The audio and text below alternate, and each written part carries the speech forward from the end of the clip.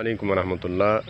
नमाज जनाजा के बाद हाथ उठाकर दुआ मांगना किस हद तक ठीक है? मेरा तहकीक का सिलसिला जारी रहा।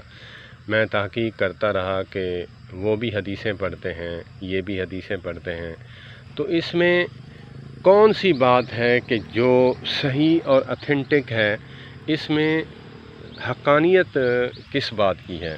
तो मैंने जो है इस बात की तहकीक करना चाहिए, तो इसमें मुझे यही मालूम हुआ कि मिस्टेक है जिस बात पे वो मैं आज बयान करूं। मैं उस बात पे पहुंचा जिस बात का आज मैं इजहार करने लगा हूं। तहकीक का मैदान जो है वो वसी है और मैं आलिम तो नहीं हूं, लेकिन उलमा से जुदा भी नहीं हूं। सब उलमा की मैं कदर करने वाला हूं और आलिम बाअमल मेरे सर का ताज हैं। अल्लाह पाक मुझे भी अमल की तौफीक अता फ़रमाए। हज़रत अबू हुरैरा रज़ी अल्लाह ताला अन्हु से रिवायत है, हदीस का मफ़हूम है कि जब तुम अपने भाई के लिए, मोमिन भाई के लिए नमाज जनाज़ा पढ़ो तो फ़अख़लिसू लहु दुआ, तो अल्लाहुम्मा अग़फ़िर लिहय्यिना व मय्यितना व शाहिदना, ये आखिर तक दुआ ये पढ़नी है। तो यहाँ सवाल पैदा होता है कि उलमाए हमारे अहले सुन्नत बरेलवी जो हैं वो मैंने मौलाना अब्दुल हमीद चिश्ती दामत बरकातुहुल आलिया से मैंने ये हदीस सुनी कि एक सहाबी रसूल थे, उन्होंने कहा कि मुझे जो है दूर से भागते हुए आए, कहा कि रुकना, मुझे भी इस दुआ में शरीक होने देना। तो हदीस यही पढ़ते हैं कि आका करीम अलैहिस्सलातु वस्सलाम ने फरमाया कि जो है इस दुआ में मुझे शामिल होने देना। और हज़रत अबू हुरैरा रज़ी अल्लाह ताला अन्हु से रिवायत करते हैं। इसमें मिस्टेक ये है कि उलमाए देवबंद, उलमाए अहले हदीस फरमाते हैं कि जब एक चीज़ बताई जा रही है कि तुम जब अपने भाई पर मग़फ़िरत की दुआ करो या फिर जनाजे के लिए आओ तो ये दुआ पढ़ो, तो इसका मतलब ये है कि जनाजे के अंदर जो दुआ बताई जा रही है वही पढ़नी है। हाँ, जिस हदीस में वो ज़िक्र है कि जनाजे के बाद दुआ पढ़नी है तो वो मुत्तसिल नहीं है, जनाजे के मुत्तसिल नहीं है। बिल्कुल जो है जनाजा ख़त्म हो उसके बाद हाथ उठाए जाएं, फिर नमाज़ पढ़ी जाए, दुआ की जाए, तो इसका जो है हदीस में ज़िक्र नहीं है।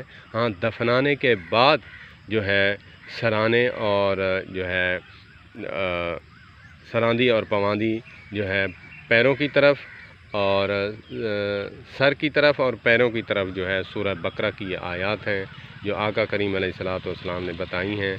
और बाकी भी दुआएं हैं कि ये फजीलत बताई गई है कि अपने भाई को के लिए इतनी दुआ करो कि जितना जो है ऊँट ज़िबा करे इंसान सदक़े का या फिर कुर्बानी का, उसकी जो है हिस्से बनाए और हिस्से बनाने के बाद बाँट ले, बाँट कर घर आकर बैठ जाए। जितना टाइम ज़िबा करने में, बाँटने में, बनाने में जितना लगा है टाइम, इतना टाइम खर्च करना चाहिए भाई की कब्र पर, तो उसकी अल्लाह पाक तख़फ़ीफ़ फरमाएंगे उसकी अज़ाब में से या फिर उसकी बख्शिश करने में। तो यहाँ ज़ेरे गौर जो बात है कि जब हम दफनाने के बाद दुआ करते हैं या पढ़ते हैं वो भी तो जनाजे के बाद ही है, लेकिन अवामुन्नास को ये बावर कराया जाता है कि आका करीम अलैहिस्सलातु वस्सलाम ने फरमाया है कि जनाजे के बाद दुआ जो है मांगनी चाहिए। बिल्कुल आका करीम अलैहिस्सलातु वस्सलाम का जो फरमान है सर आँखों पर, और ये मुनाज़रीन या फिर मसलकी ताअस्सुब में जो लोग हैं वो इस बात को नहीं खोलते कि मुत्तसिल नहीं है, बाद में तो है بالکل ہاتھ اٹھا کے مانگنا ہے تو وہ دفنانے کے بعد ہے، وہ آقا کریم علیہ الصلوۃ والسلام کا حکم مبارک ہے۔ تو اس میں تو سب عمل کرتے ہیں، تو اس میں کوئی جھگڑے والی بات نہیں ہے۔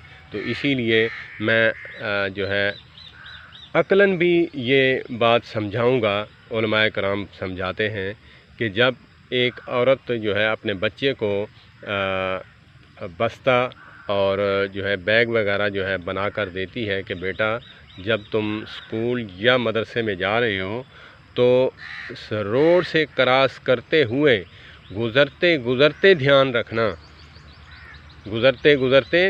رکھنا، یہ نہیں کہتی کہ تم جو ہے روڈ سے کراس کر کے پھر دھیان کرنا، پھر خیال کرنا۔ تو اس کا مطلب بھی یہی ہے کہ جب آقا کریم علیہ الصلوۃ والسلام نے فرمایا کہ فَأَخْلِصُوا لَهُ الدُّعَاء، پھر اس کے متصل یہی دعا ہے اللہم اغفر لحینا و میتنا و شاہدنا۔ اس کا مطلب ہے کہ جنازے کے اندر یہ جو دعا ہے اس کا بتایا گیا ہے، جو بعد والی ہے وہ متصل نہیں ہے۔ تو لوگ یہاں پہ کہیں گے کہ حرج کیا ہے اگر جنازے کے بعد متصل مانگ لی جائے، یا پھر دلیل تو بنتی ہے نا کہ دفنانے کے بعد تو مانگی ہے نا، تو حرج کیا ہے؟ دعا تو جتنی ہے مانگنی چاہیے، کیونکہ ہم گناہ گار ہیں۔ صحابہ کرام اتنے گناہ گار نہیں تھے، تو اسی لیے وہ نہیں مانگتے تھے۔ تو ہم نے تو مانگنی ہے، ہم تو گناہ گار ہیں۔ تو اسی لیے میں یہاں رک کر یہ کہوں گا کہ صحابی رسول کا واقعہ ہے، آقا کریم علیہ الصلوۃ والسلام کا صحابی ہے، اس نے قربانی جو ہے نماز سے قبل جو ہے قربانی اس نے کر دی۔ تو آقا کریم علیہ الصلوۃ والسلام کو پتہ چلا، تو آپ نے فرمایا کہ تیرے اخلاص کی کیا بات ہے، لیکن یہ تیری قربانی نہیں، عام صدقہ تو ہو سکتا ہے، خیرات تو ہو سکتی ہے، لیکن تیری قربانی نہیں ہوئی، دوسری قربانی کر۔ اگر جو لوگ کہتے ہیں کہ کیا حرج ہے، نماز سے پہلے بھی ہم نے قربانی کرنی ہے، نماز کے بعد کرنی ہے تو نماز سے پہلے بھی تو کر سکتے ہیں۔ ان کا نظریہ یہ تھا کہ جن کی قربانیاں ہوتی ہیں لوگ جو ہے وہ پہلے کھا لیتے ہیں، تو غریب لوگ جو ہیں وہ ان کی پکی ہوئی جو خوشبو ہوتی ہے ان کے جو ہے نا گھروں میں جاتی ہے، تو ان کے دل جو ہیں اداس ہوتے ہیں بچوں کے، کہ ہمارے گھر بھی گوشت کوئی پہنچاتا تو ہم بھی کھا لیتے۔ کیا ہی بات ہے صحابہ کرام کی، ان کے اخلاص کی، کہ ان کا اخلاص آج کے لوگوں کے اخلاص سے کتنا لاکھوں گنا کروڑوں گنا زیادہ ہے، کہ ہم کیا اخلاص کر سکتے ہیں۔ ہم تو مرغیوں کی طرح جو ہے وہ دانہ چونگتے ہیں، ہماری تو ٹکریں ہیں، ہماری کیا دعا ہے، ہمیں تو مانگنا ہی نہیں آتا، ہمیں تو آقا کریم علیہ الصلوۃ والسلام کی جو عربک میں دعا سکھائی گئی ہیں وہ نہیں آتی، تو ہم مردے کو کیسے بخشوائیں گے؟ ہاں ٹھیک ہے، اگر اردو میں، سرائکی میں، پنجابی میں، پشتو میں مانگنا جائز ہے، لیکن جہاں آقا کریم علیہ الصلوۃ والسلام نے حکم دیا ہے تو وہاں تو عربک میں ہی مانگنا سنت ہوگا نا۔ تو ہمیں چاہیے کہ ہم ان باتوں کو چھوڑیں، مسلکی تعصب کو چھوڑیں، ہم بات کو سمجھیں کہ بات کہاں تک ٹھیک ہے۔ لوگ اکثر کہتے ہیں مر گیا مردود، نہ فاتحہ نہ درود۔ یہ جو ہے علماء دیوبند اور علماء اہل حدیث کے بارے میں عوام الناس یہ جملے کستی ہے کہ یہ نہ دعا کرتے ہیں، دعا کے منکر ہیں۔ میرے بھائی، دعا کے منکر نہیں، آپ ذرا عقل کے ناخن لیں۔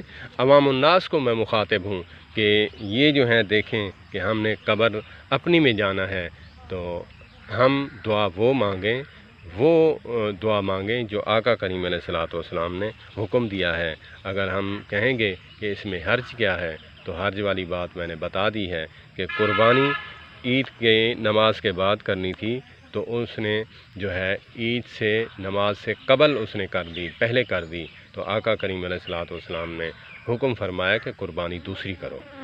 تو اسی لیے حرج والی بات جو ہے وہ دنیا میں ہوتی ہے، دین میں حرج والی بات نہیں۔ اگر 4 فرض ہیں تو ہم 6 پڑھ لیں، حرج کیا ہے؟ ثواب زیادہ ملے گا، تو یہاں حرج والی بات نہیں۔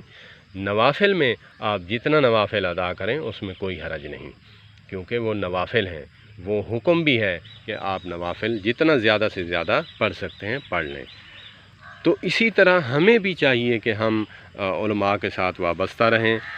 میں جو ہے اللہ پاک سے ڈر کر کہتا ہوں کہ اللہ پاک نے میرا سینہ کھولا، اللہم شر صدری، اللہ پاک جو ہے میرا مزید سینہ کھولیں کہ میں ان باتوں کو بیان کروں کہ جو مثبت ہوں اور امت کو جوڑنے والی باتیں ہوں، کہ لوگ ان باتوں سے بھی منفی پہلو نکالنے کی کوشش کریں گے، کہ اللہ پاک مجھے بھی ہدایت دے اور ان کو بھی ہدایت دے۔